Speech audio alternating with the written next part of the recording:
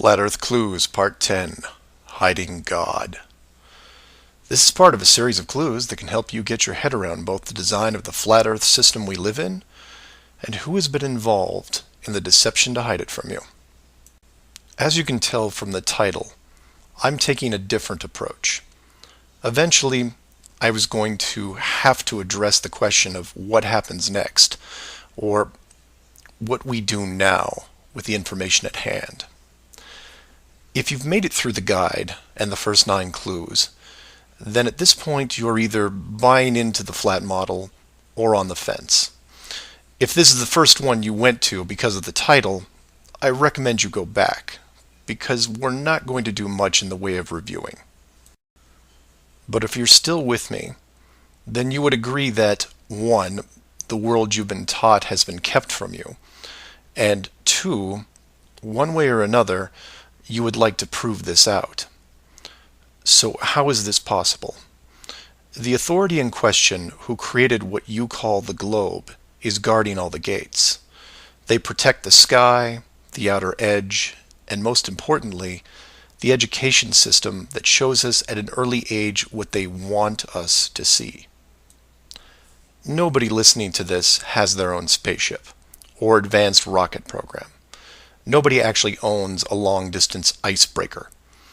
And while some of you may have a private plane, I wouldn't recommend testing a military barrier that technically doesn't exist.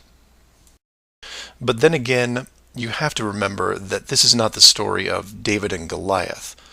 The hidden world was never going to be sustainable forever. As a civilization evolves, the tools the authority uses as a method of control become more vulnerable. I've learned many things about systems over the years, and one thing that I find most interesting is as layers of strength increase, the higher the chance that they can be used to your advantage. But maybe I'm talking in riddles.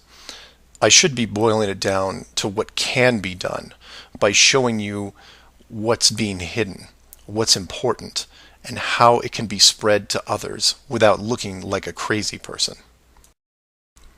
To be clear, and I can't stress this enough, do not start conversations with the word flat Earth. Think of it like Fight Club. The first rule of Flat Club is that you do not talk about Flat Club.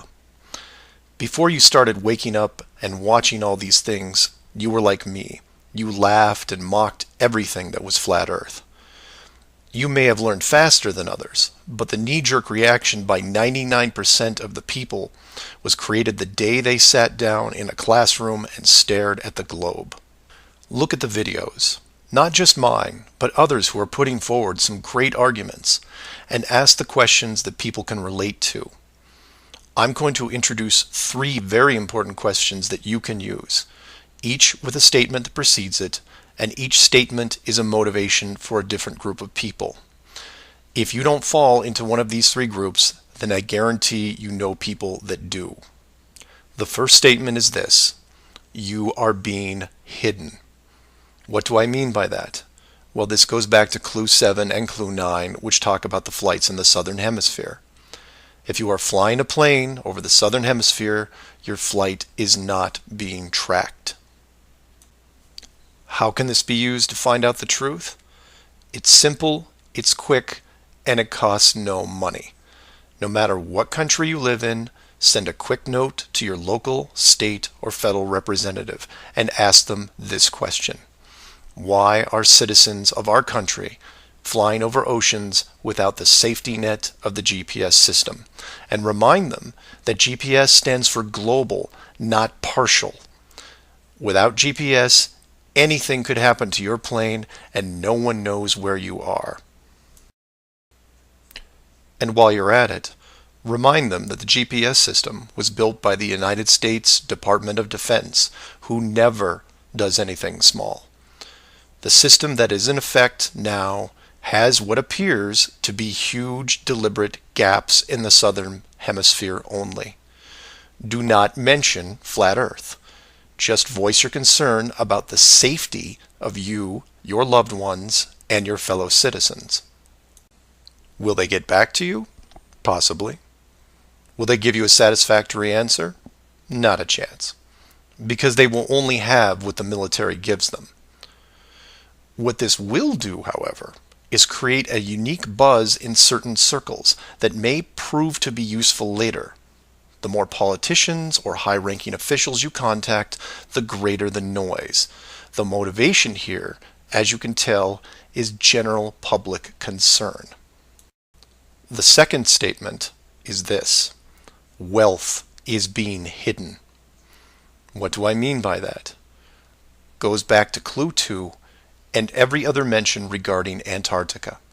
In 1954, it was announced on national television that the continent was just millions of miles of rich energy resources. And by 1959, it was sealed off like Area 51. How can this be used to find out the truth? By contacting anyone you know in either the petroleum, natural gas, or mineral industry. This means ExxonMobil, British Petroleum, Royal Dutch Shell, Chevron, ConocoPhillips, BHP Billiton, Rio Tinto, Glencore, Anglo American, and there are many others. Find anyone in these companies and make inquiries about their prospects in Antarctica. Send them the link to the Admiral Byrd interview and ask them why, if there are no environmental conflicts regarding oil, gas, or mining, why aren't they allowed to even petition the idea, even when the world's energy resources are dwindling more every day? Put the sound of money in their ear.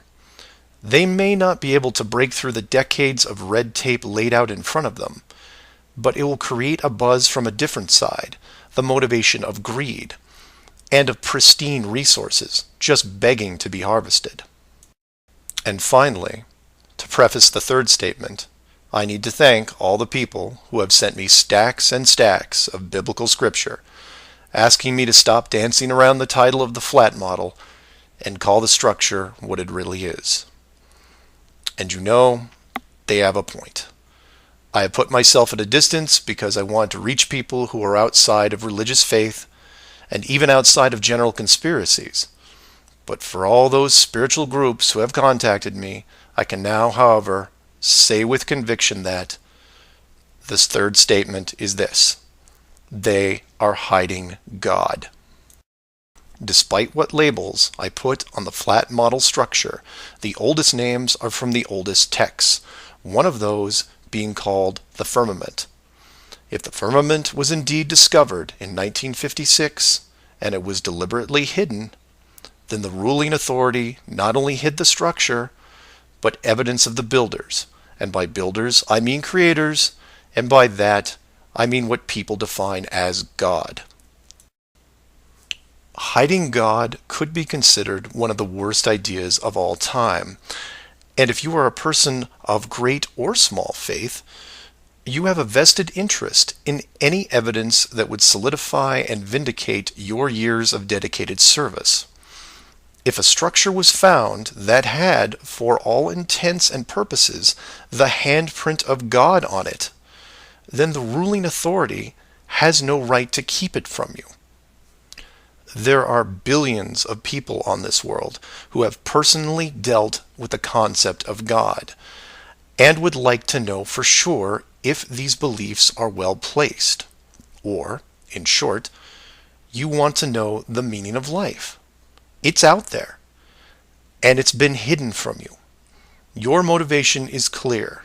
Go to your church leaders, your congregation, and tell them science probably found evidence of God in 1956 and decided to keep it a secret. If you know people of religious power, send this up the ladder. Get the word out and see what comes back. Between these three statements and questions, people will talk to people who will talk with others and eventually reach someone who knows. This isn't a grassroots or groundswell movement that takes a long time, because the system that has been used to mold and control you these past years has been based on speed, and by that I mean real time. All it takes is a single video, a memorandum, one whistleblower, one key person, and everything changes, not in months or weeks or days, but hours. And in those hours, everything changes because of the speed. People all over the world wake up and look at the sky with new eyes, and things start to get better. One person. That's all it takes. One person to come forward and share what has been hidden for so long. Maybe someone who is tired of all the games. Maybe someone who has gone year after year burdened by such a heavy secret. Maybe you, who are listening right now, who is looking for a reason to come forward. This is it. And if you don't want to walk into the light and be the hero, I understand. But if you can't, for whatever reason, then be anonymous. Share the message and help us make this world better, because it can be better. For everyone else, give this person an opening. Give them the opportunity and give them the support they need to help reclaim what's left of our civilization, because we need it now more than ever. I will keep spreading the word for as long as I can, in hopes that everyone that hears it starts seeing things with new eyes. And I encourage each of you to do the same. And maybe one day we will learn to treat others better than we treat ourselves.